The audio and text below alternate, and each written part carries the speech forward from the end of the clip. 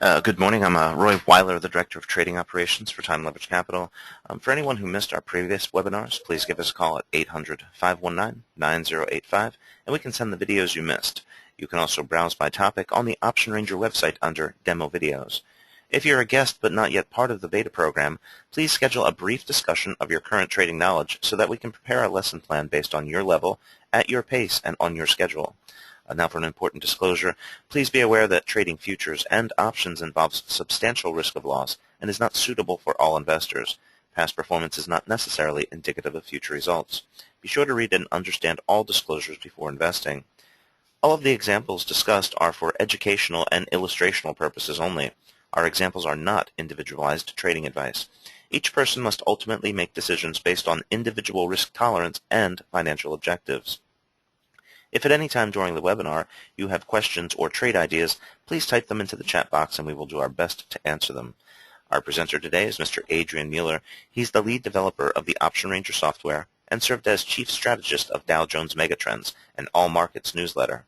Mr. Mueller is the founder and principal of the independent introducing brokerage Time Leverage Capital and a former stock option principal. The program in which you are participating was developed over many years to train professional brokers and to provide user-friendly educational programs for individual investors. Without further delay, welcome to our Hot Markets Fridays question and answers for beta members only webinar. Mr. Mueller? Thank you for the introduction, Roy. Happy Friday to everybody. I hope you all had a great week and certainly an eventful week around the world, which we've seen reflected in the markets. Let me just take a quick moment to have a look at the screen just to review some of the general prices and activity going into the end of the week. And certainly I'd be more than happy to answer any questions that anybody may have regarding any of these positions. So as you can see here, we have the grains have been weakening throughout the day. Corn was positive briefly, has turned negative. Beans are down an average of about 24 cents in the market, so the grain complex is weak across the board. And are we witnessing an end to the wheat rally? No way to tell for sure, but here we are with May wheat down at 6.96, down 7 3/4 cents. The meat complex is showing some decent strength and holding some fairly lofty levels here. And certainly we have to watch the relationship and the correlation between the grains and the meats, as certainly a couple of these, the corn, the beans to some extent, and the oats, etc., are used as animal feed. Then we go into the softs. We see sugar is after attempting a rally, is weakening again into the end of the week, coming under 17 cents and then some, and we see that the July month is following suit with the May. And of course then we go through the rest of the complex. Coffee has quieted down after a very significant drop as production concerns in Brazil quieted down. Rather quiet day in the bond market. The long 30-year bond is up about 8 ticks at 132.10. And we see that the shorter-term notes are down a fraction. So this shows that there is maybe some flight to safety longer term, although it's not a large move. Again, crude oil is the market that seems not to want to correct for any sustained period of time. The May has worked its way up today above the benchmark 100 level, and which could be a buying momentum level for some players. It could be a discouraging level for some of the shorts that had looked for a turnaround. In any event, crude is an interesting market to watch, especially with this weekly close. We see the strength in crude oil reflected across the crude-related spread markets, or the crack spread markets. You see that reflected in the heating oil market, and of course in unleaded gasoline as well, the three related members of the complex. And as you can see, there are some discrepancies in the level of movement between the different byproducts in crude oil. So people who like to spread those markets or do crack spreads can have a look at that. And then finally, we're looking at natural gas, which has defied opinions on all sides of the market with a huge rally on bad weather, significant pullback now after that weather seems to have been somewhat less severe and heading into a milder stage. And then finally, we'll look at the overview of the markets. We're looking at the euro currency, a little bit stronger today, and of course the dollar weakening fractionally, Japanese yen up fractionally. No major excitement in the currencies. I guess everybody is exhausted from all of the speculation and nervousness involving the Crimea and the Ukraine. Looking at the metals market, the gold and silver retraced at one point with some fair conviction from the higher levels achieved earlier. And now, as you can see, after backing off from those levels, they are putting in what could be a more resilient end of the week. We'll find out next week if there's going to be follow through on for the bears, or if the market is going to begin to hold around these levels. We are monitoring and tracking some gold positions with different outlooks, some bullish, some bearish, with different volatility outlooks. So that's a market that we are using as an example right now in our beta group.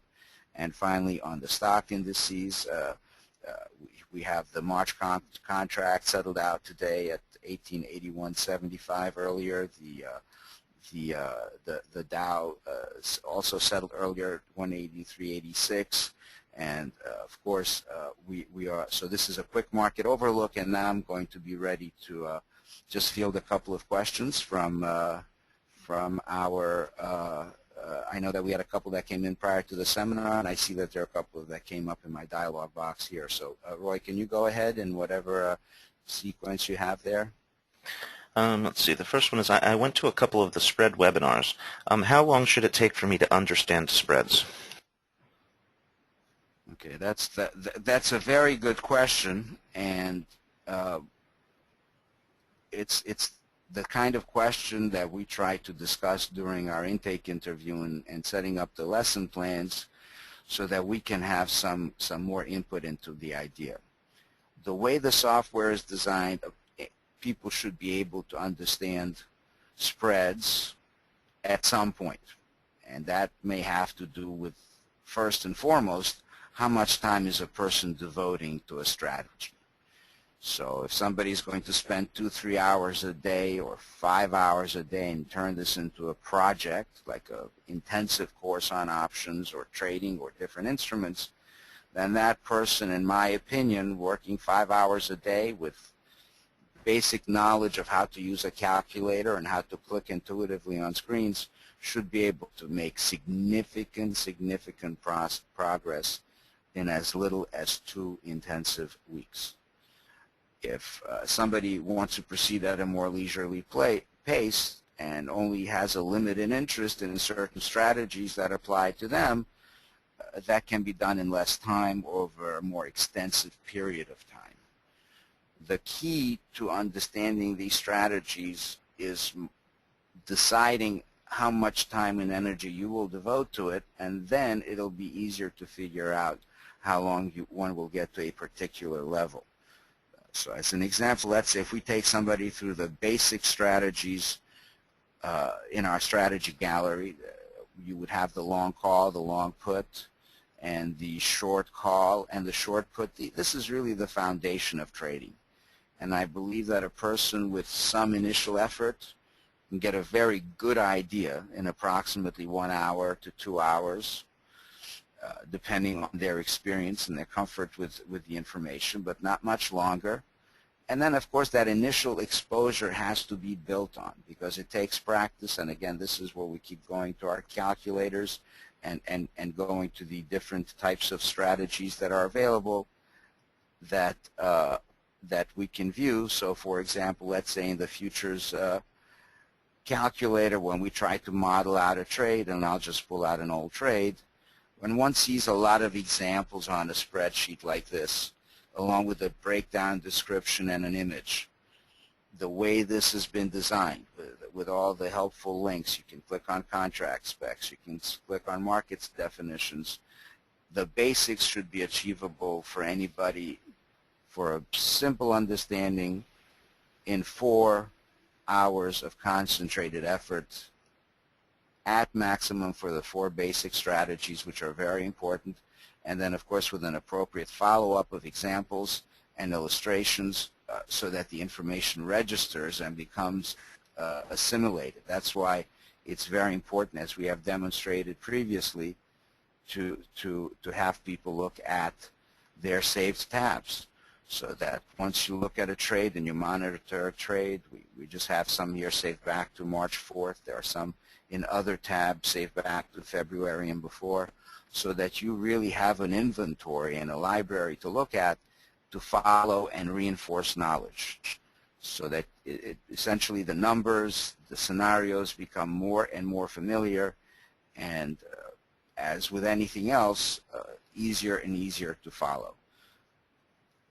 Do we have any other questions on this topic? Okay. Let's see. Actually, we're moving to the VIX. I attended the VIX program, but can you go again how the VIX works in relationship to the S&P 500? Okay. All right. Okay. Very good. First of all, the good news is that the VIX contract and the contract specs, and this should be certainly helpful to you, is listed under our markets section under volatility indices. So I'm very pleased to say that we have just added this section, and we are always adding contracts and different contract specifications. So let's go into the particulars of the VIX. The symbol of the VIX is VX. It's traded on the Chicago Board Options Exchange. It trades every month, and a trading unit is 1,000 times the index. There's no daily limit.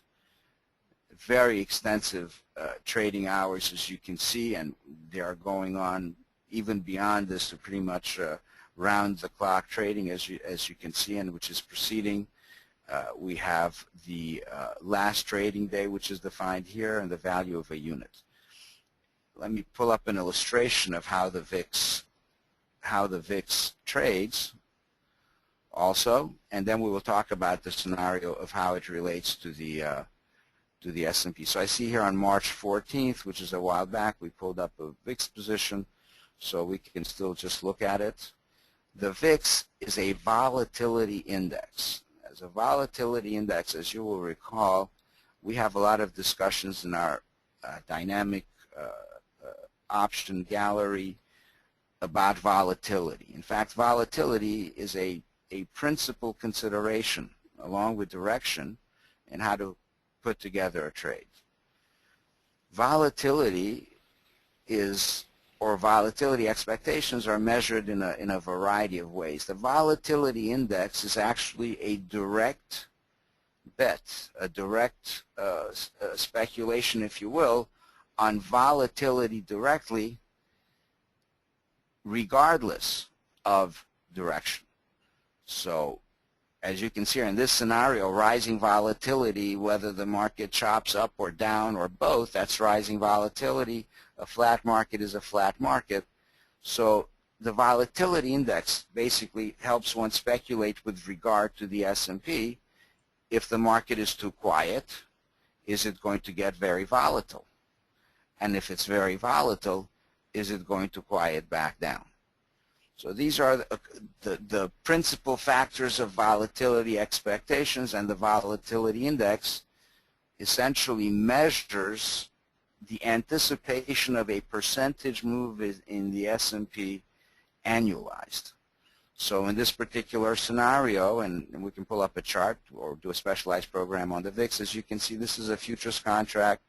There's no premium. Time erosion is a non-factor. But when you buy the VIX, you expect the volatility to go up in the S&P. The contract specs are defined here, and we actually have a trade that has already been input. In this particular scenario, as you can see, the VIX price was at 15. Essentially, what that means is that based on combined option premiums that are calculated, an annualized marketplace projection of a move in either direction of 15% is built into that premium. If people think that the range of a movement of the S&P will be greater than 15%, then this number will go up. If people think that the percentage range of the S&P will be smaller, then they would short this index. So a person who buys this index at 15 says, you know what, I think that that this market is going to tank or fly. And usually as a point of information, because of fear and panic, there is some correlation that we've shown during a VIX webinar that crashes or the fear of crashes increase this number more significantly because volatility is generally expected to be greater in a downside move than an upside move. Certainly the motivation of people to manage risk and to hedge is greater when that anticipation exists. So as you can see here in this particular case, and we have the VIX is purchased at 15, which is a net price.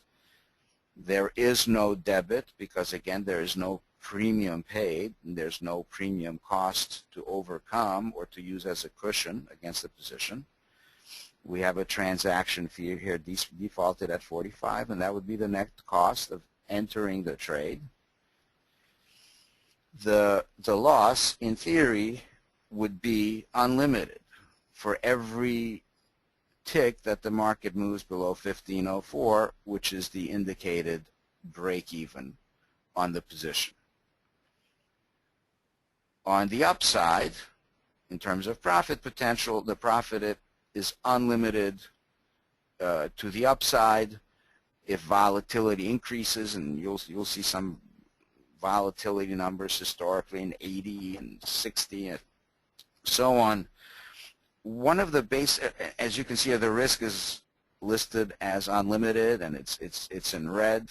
You should be mindful, of course, that it's very unlikely that volatility can go to zero, because that would imply that there is no marketplace, because no people would be betting on options going one way or the other. So I think if you look at the historic levels of volatility, you would have to measure at what level is volatility low or when is it high. In this particular scenario, on a percentage move, as you can see, on a drop, the increase, the tick value drops here. We're going half a point apart. As you can see, the difference is $50 apart. So the more volatility goes down in this particular case, the greater the losses on this position. Again, I don't think I have a chart that goes back to a volatility of 5%, and I think obviously things would have to be extraordinarily tame to have a 5% volatility. Presumably, for people that are using this in conjunction with a stock portfolio, that portfolio might be gaining as these positions are losing if the VIX is being used as a hedge. In the event of a rally and a significant move, again, we show the top number here as 25, which means that people think there's going to be a 25% move in the market. I can tell you that we've had levels in the VIX go to places, again, where extraordinarily high levels were factored into the markets in the premium. So in fact, we could probably increase the number of rows that we show here, which will fairly also increase the number of rows to the downside. And let's see where this brings us. So let's say on some kind of a more significant move, let's say in this case we just went up to 37.5, which people would be factoring in that as a potential volatility number. Again, the numbers nearly double that during the Lehman Brothers crisis. And again, on the downside here, we're actually getting down to almost zero volatility, which is which can be shown on a spreadsheet, but I don't think, I can't imagine a scenario under which that would occur. But again, this is a very fact-based mathematical viewing of the VIX market and what the ups and downs would be on the VIX. As you may recall, we also finished in addition to finishing the VIX index page, now we have the what to watch section. So people are tracking volatility on the S&P for any reason. They can track the VIX, and whether or not trading the VIX, we have our list of primary and secondary sources as well as bullet items that we believe should be considered or followed both prior to doing a position as well as in the process of deciding how to react to different events or how to modulate directional and volatility outlook. Do we have any other questions? Actually, you started to touch on it at the end there. How do you develop a volatility outlook? Okay. That is a very good question. One utility of the volatility index is that it does some very advanced calculations using series of options and anticipated moves and standard deviations in a way that you can take the current number, which is the implied volatility of the position, and actually use it rather than coming up with opinions and theories about how is the volatility going to go. Essentially, for those who want to learn more about options, please be sure to go to our reference materials. You will see some information on volatility, on in, at, out of the money options, and also on definitions of strike prices and premium to actually have an audio-visual demonstration. In addition to that, in the same section, we have the option sheets, which I just pulled up, and we're always adding content. There's an option reference sheet on the site. The option reference sheet reviews the most basic concepts. It's really options at a glance. Definitely not intended to be a complete piece of information. However, it is the basics, and it's a quick reference that many people may want to glance at to review their knowledge or to confirm a strategy that they're trying to figure out. In terms of understanding the different components of volatility and how different people come up with an outlook, these are called the Greeks. It's a series of measures of options and how they react to different types of movements, either in the underlying asset and its price movements, the effects of time decay, and Rho, which is not as commonly used, which is a measure of sensitivity to interest rate changes, because rates of return should always be measured against interest-free rates of return in order to determine if you have some sort of an alpha or advantage over that interest-free, risk-free rate of return. On the other ingredients, we're looking at some very important items. Delta, very important. People should understand that options and the underlying instrument do not move at the same pace. So delta is a measure, and again, we go to a further explanation when you click on the link, but delta is a measure of how the option price itself responds to the movement of the underlying asset. So, for instance, the purchaser of a call option may see that while the underlying contract perhaps is gaining tick for tick $200, perhaps his option has only gained $100. The rate at which the option moves as opposed to the futures, and they do not move in most cases tick for tick, is an objective measure that's called the delta of that particular asset. The gamma is also a very important measurement, and I would say in certain ways it is really a derivative of the delta measurement. And although I think it's very interesting, I think most people can probably get by with looking at the delta. I think the gamma is a detail or a commentary on the gamma, but it does measure the delta itself, its sensitivity to the underlying asset. So there are two really different measurements, one of the asset versus the asset option value, and the other being the asset option value rate of change against the underlying asset. And again, if you click on these things, we go into we go into more detailed discussion of each of these topics. Sometimes just looking at it is enough of a reminder. Vega is an important measure, again, of the option sensitivity to changes in the volatility of the underlying asset, which we follow, of course. That's part of our outlook and our evaluation of where we are. And then a very, very important factor, which I think is to some extent very significantly emphasized in the option ranger, which is the measure of an option sensitivity to time decay, which is theta. And insofar as we can figure out how many days there are to expiration in an option, I think that's one of the measures that are more concrete. And all the other measures of volatility are based on assumptions and human inputs. Mostly what you're looking at, for instance, in the case of a VIX, is a market where these factors are not brought into play. They are actually factored into the price as the percentage, that percentage move on an annual basis that is projected.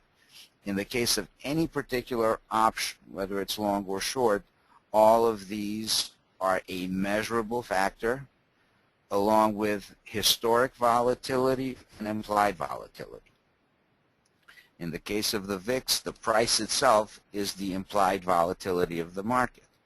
It's what is implied, or what appears to be the belief of the people in the marketplace is going to happen to volatility itself in the S&P, which could swing 15% either way. That would put the VIX at 15. That swing expectation is speculative in nature. It's not a solid input. So that should change, and where that would change is if a person who looks at that implied volatility compares it to historic volatility.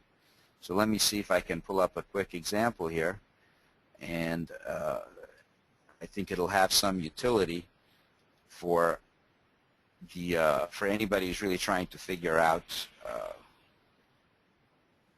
how volatility occurs and what it responds to. When you look at when you look for instance at a long-term example, let me go to some particulars of volatility during different events. As you can see, many of the rising volatility events are next to impossible to anticipate, just as had we extended this grid to most recent Crimean crisis, which did not have such a huge explosion in volatility. Again, it's an event that appears to have been fairly unexpected, at the very least, by the markets. You can see in this scenario how a person would develop their opinion of whether current or implied volatility is at a reasonable level is in this particular scenario looking at historic volatility. Again, historic volatility doesn't tell us for sure whether volatility will go up or down from a particular level. However, a person can develop an opinion based on historic volatility that perhaps whenever the volatility gets to these high levels, they want to short volatility because the world will not come to an end, as it did not do during the worldwide credit freeze, a big problem we had. Of course, the Lehman Brothers event as well.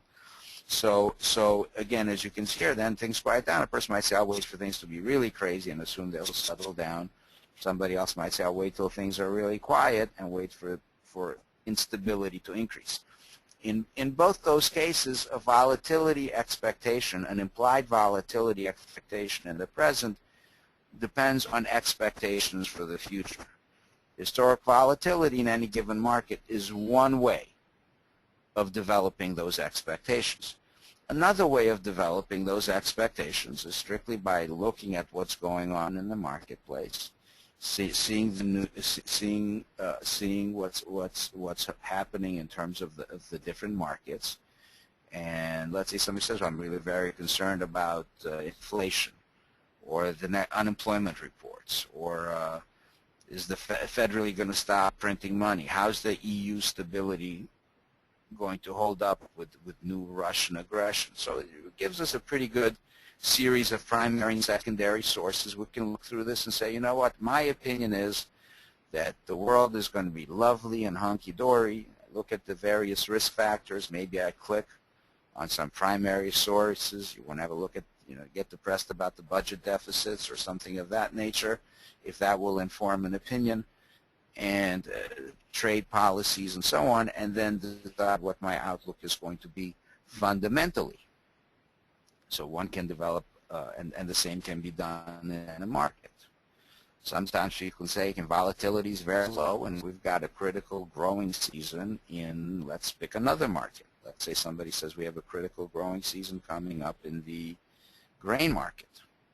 And somebody looks at corn, let's say they want to check the corn market. They want to look at all the variables taking place in the corn market, the primary and secondary sources to watch, and they say, you know what, and again, this is not a scenario for the present, this is the hypothetical scenario, and somebody says, corn prices are really tame for this time, they're going to be really tame, they've backed off, I think volatility is going to go up into the weather season. Say somebody else can wake up, and as you can see, we do follow all of these various reports after they come out. But prior to reports, one of the things to monitor is the volatility of the market. Are people taking into account weather risk sufficiently?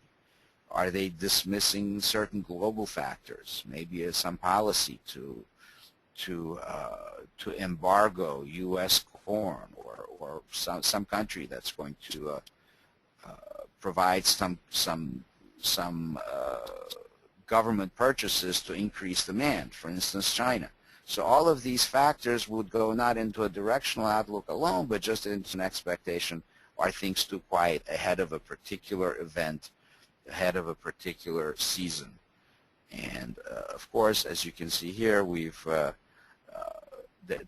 such anticipations can be developed both on fundamentals and by going to your platform and doing your charts and your technical analysis, which of course you can do using the platform that we can provide for that as well.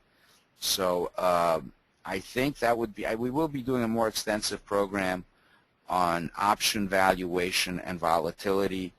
I think if you again be sure to go to our FAQ section and to our reference materials, and you'll see some good materials on the option sheets. You can also have a look at Option Valuation Edge, which provides some further discussion about different classes of options and opportunities that could be uncovered by comparing different types of options with different types of valuations. So a very important topic, and we'll be continuing to work on it, continuing to add both written content and video content, and at least covering some element of volatility or updates on volatility once a week. So that's on the agenda and to be done as part of this beta program. Any other questions? We have two more questions. The first is, with so many measurements, is there one which you prefer to focus on? Okay. We're talking about the Greeks, the Greek options and option valuation.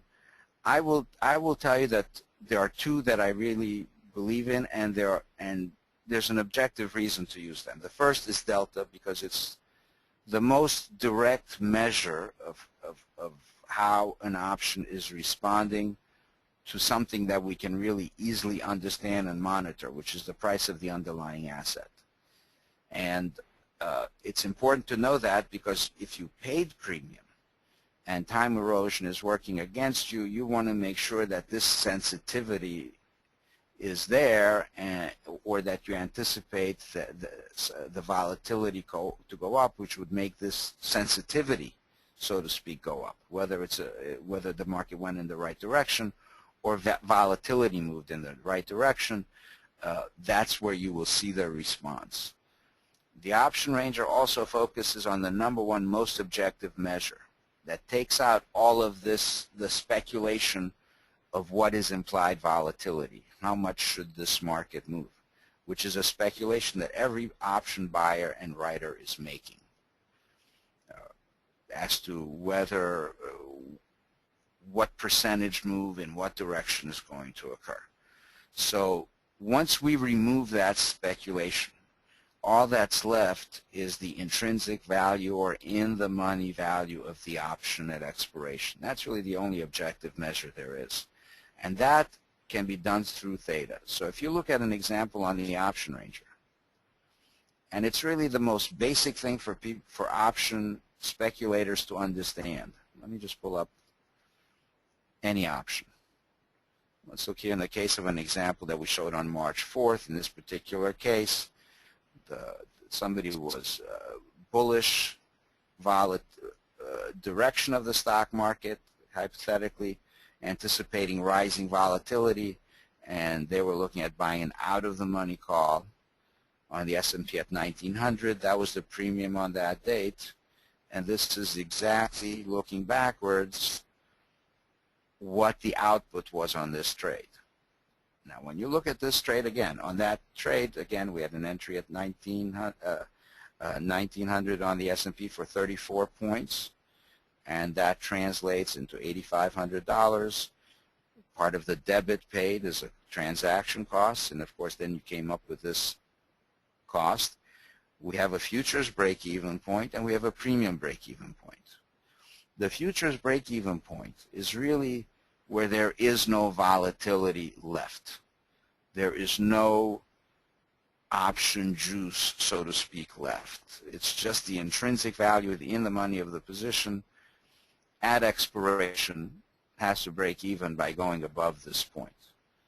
Now, as we know, when we look at this option here, this is the premium break-even point, which we need to measure throughout the trade, but this has bundled into it implied volatility, because the market is not 1934.20. It'll take 34.22 to get there.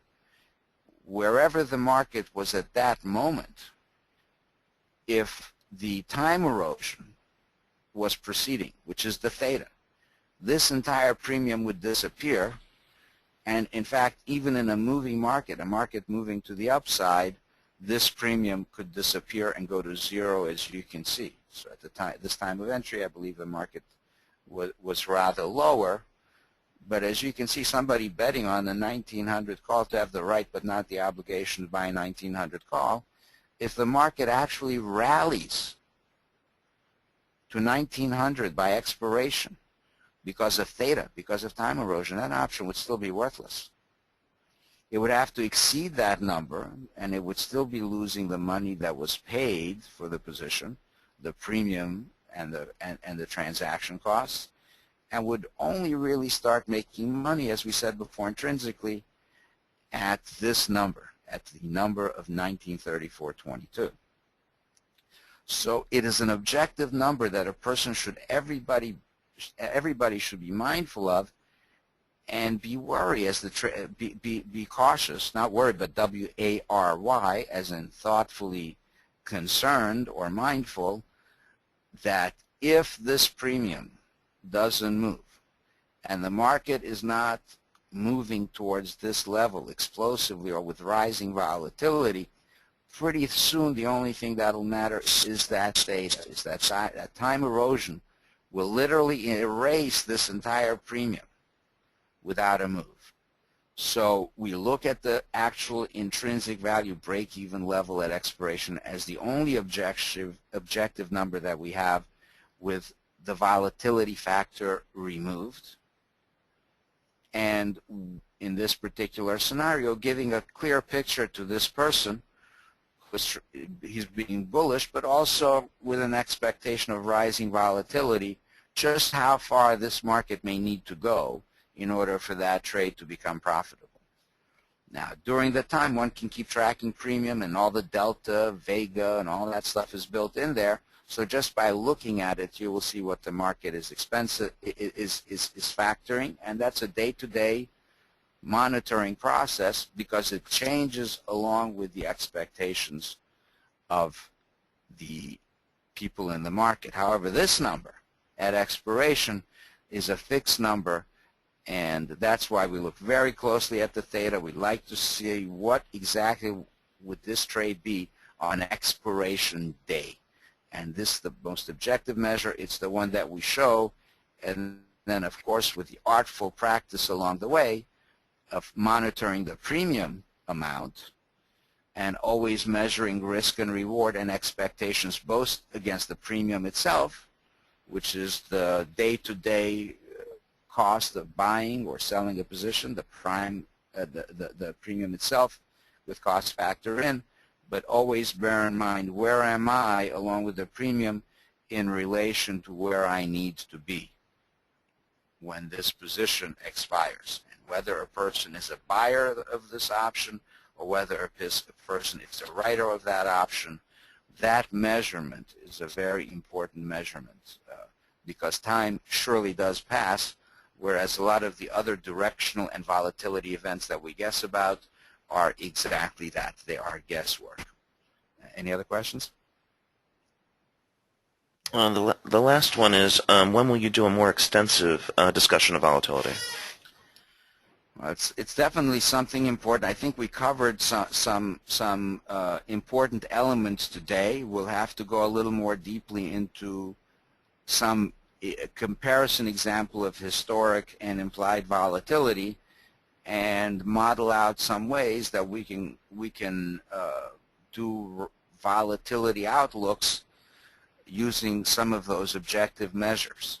And one of the most important ways to understand volatility, along with looking at those numbers, is by modeling out a number of these trades so that, for instance, we would know what are the effects of time erosion on this option. So just for argument's sake, and I don't think the market has been extraordinarily strong, so time erosion may be a factor. What is the value on that call, for example, today? Today's March 21st. What is the value of a 1900 June call? I believe this was, yes, it was 1900 June call today. My quotes are frozen. Okay. The good news is that I will get that quote in a moment. You know, when your quotes are frozen, there is no volatility because the markets are not moving. So if your computer is frozen, then you should have an expectation of rising volatility in your computer activity when it starts to work. So let's have a look here at 1900. So look at 1900 calls. Okay, the 1900 call is trading now, or there's a bid ask of 32.75 to 33.25. So we'll conveniently call it 33. The initial amount paid was 34. So assuming that, Phil, although several weeks have passed, this trade is still trading very close to what was purchased minus transaction costs. The interesting thing is that if you look at the time decayed grid, it shows you exactly what's going on. Because although the market has been moving upward somewhat, the premium is still suffering from time erosion. So in the 2 weeks since this example was initially shown, whereas the futures market is up somewhat. So the direction of this trade was correct as to direction. The fact that the market has been down some and now it's up, but the volatility has been insufficient. There hasn't been rising volatility as the trade requires in advance. The position would be holding value. It's hanging in there for a rally, but And it is closer to the strike price, but it's also fighting against time decay. So here this person would have to say, well, I'm still pretty close. The futures are closer. I'm still looking for rising volatility and a rally. They might hold on. But if they're also looking at their break-even number and realizing that there's less time to get there by expiration, 1934.22, they might say, well, now I'm looking at a market that is, let's see where we are now. Let's say we're at 1874. So they're saying I'm at 1874. The market's got to get 1934 plus. And then another way of looking at this trade is for the person to say that I'm betting that between now and this expiration, the market's going to go up 60 points to have an intrinsic break-even. And as you can see on that scenario, that might be very different when one is 2 weeks closer to expiration, or they might say, I've got time, I still have the same outlook, my value's holding directionally, I'm looking for rise and rising volatility, and they might hold on to the position. But you do see here very concretely that had somebody been monitoring this trade to learn about the effects of time erosion and monitoring those values regularly, they would have seen how far down this value went during a dip, see how much it moved up during a small rally, and in addition to just seeing the numbers on a spreadsheet, would begin to get a better, I'll even call it a better gut understanding of how the options will react to the underlying instrument. Along with being able to actually look at it, there will be a better sense of how it works in order to assist with decision making. Any other question? That looks like it for today. Okay, well, thank you everybody for attending. We will be announcing our schedule for next week. We will be doing a program on on option valuation and probably setting that up as a series so that we can take it step by step and break it into smaller, more easy to digest pieces. So we'll be announcing the volatility series shortly, and thanks for the feedback. Have a great weekend.